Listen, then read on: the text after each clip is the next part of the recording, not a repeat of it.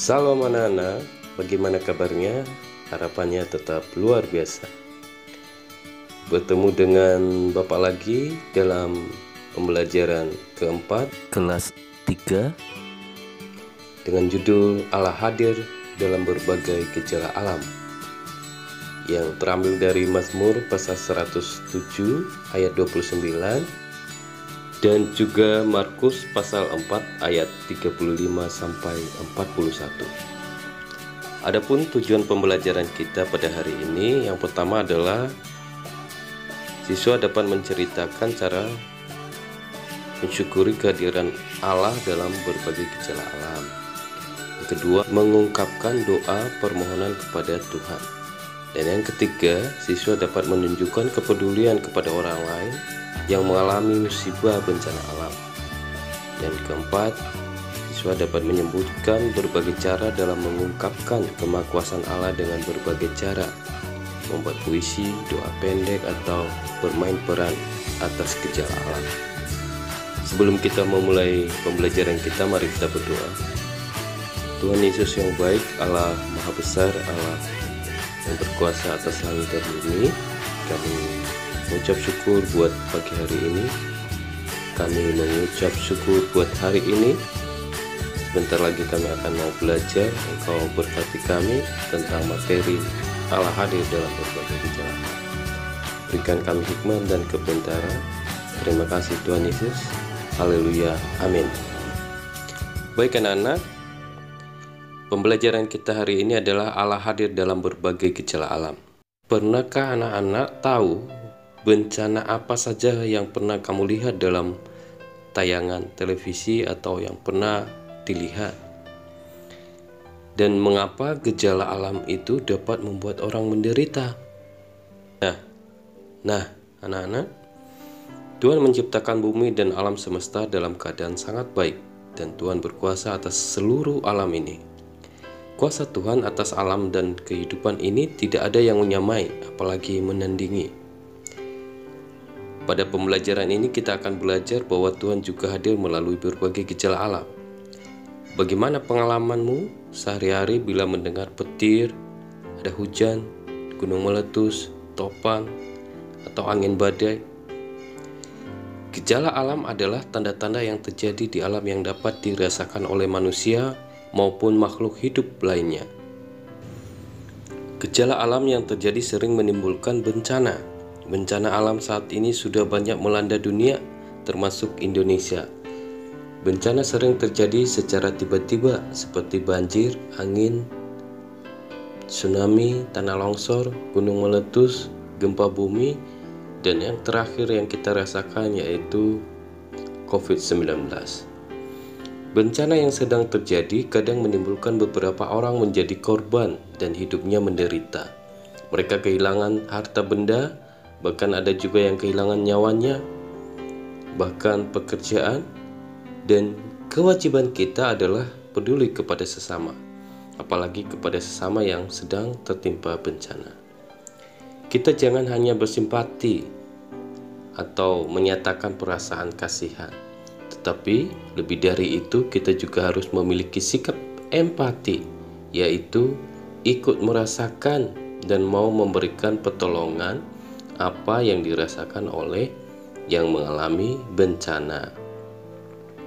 Kita dapat memberi bantuan berupa contoh uang, pakaian, makanan, obat-obatan, alat-alat tulis, dan sebagainya.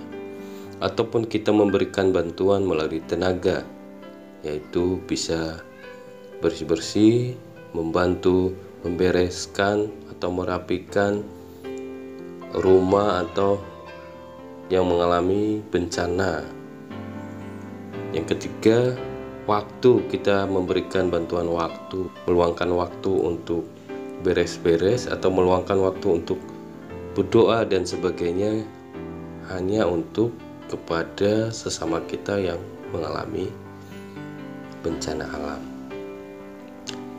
Atau yang berikutnya, kita dapat memberi bantuan melalui doa supaya Tuhan memberi mereka kesehatan, kecukupan, penghiburan, dan ketabahan dalam menerima musibah tersebut. Ada juga gejala alam yang tidak menimbulkan bencana, yaitu angin sepoi-sepoi, gerimis.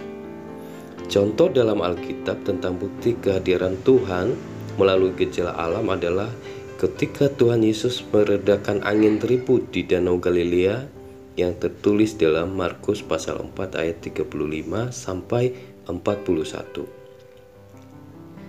Pada waktu hari sudah petang, Tuhan Yesus mengajak murid-muridnya menyeberang Danau Galilea yang juga disebut Danau Genezaret atau Tiberias. Setelah perahu berangkat, terjadilah angin topan yang sangat dahsyat dan ombak menyebur masuk ke dalam perahu sehingga perahu mulai penuh dengan air. Sementara Tuhan Yesus tertidur di buritan. Para murid-muridnya ketakutan dan membangunkan Tuhan Yesus. Tuhan Yesus bangun dan menghardik angin topan tersebut. Katanya, "Diam, tenanglah." Seketika angin menjadi reda dan danau menjadi tenang. Para murid menjadi sangat takut dan takjub melihat mukjizat yang baru saja terjadi. Mereka heran karena angin dan danau pun taat. Mereka heran karena angin dan danau pun taat kepada Tuhan Yesus. Dalam kitab Mazmur pasal 107 ayat 29, Raja Daud mengakui bahwa Tuhanlah yang berkuasa meredakan badai dan gelombang. Nah, anak-anak, kita tidak perlu takut menghadapi gejala-gejala alam maupun dalam pandemi COVID-19 ini, karena Tuhan hadir dalam berbagai gejala alam. Yang perlu kita lakukan adalah berdoa, memohon kepada Tuhan Yesus supaya Tuhan selalu menjagai, melindungi, dan memberi ketenangan kepada kita dalam menghadapi berbagai gejala alam. Dan juga kita harus melakukan apa yang menjadi tugas kita untuk menolong, membantu, dan saling gotong royong kepada sama kita. Tuhan Yesus yang akan menjadi penolong dalam hidup kita. Mari anak-anak, kita selalu bersyukur atas kehadiran Tuhan melalui berbagai gejala alam. Sebelum kita mengakhiri pembelajaran ini, ada tugas atau PR. Yang pertama, tugas pertama itu menyebutkan apa saja sikap peduli kita kepada sesama di masa pandemi COVID-19 ini. Yang kedua adalah menyanyikan lagu Allahku besar. Allahku besar, kuat dan berkuasa, sambil menyanyikan lagu ini pakai gerakan.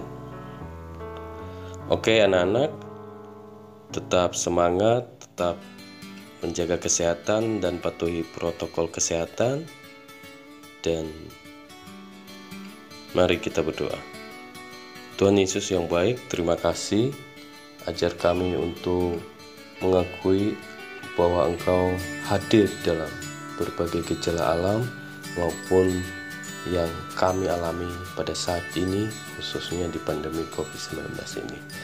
Berikan kami kekuatan, kemampuan dalam melewatinya, dan ajar kami untuk saling mengerti dan saling peduli antar sesama kami manusia. Terima kasih Tuhan Yesus. Haleluya. Amin.